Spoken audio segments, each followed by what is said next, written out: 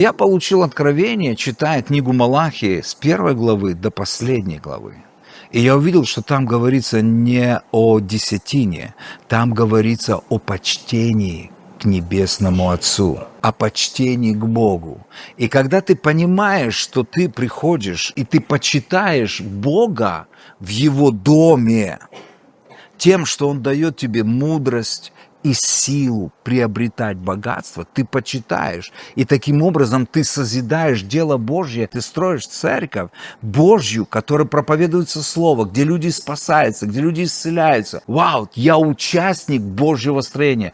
То есть для меня честь участвовать. Это совсем другой подход. Ты не из страха, не из вины, а когда тебе рассказывают и тебе показывают, насколько это по-божьи, насколько это приносит благословение, вау, тебе хочется давать.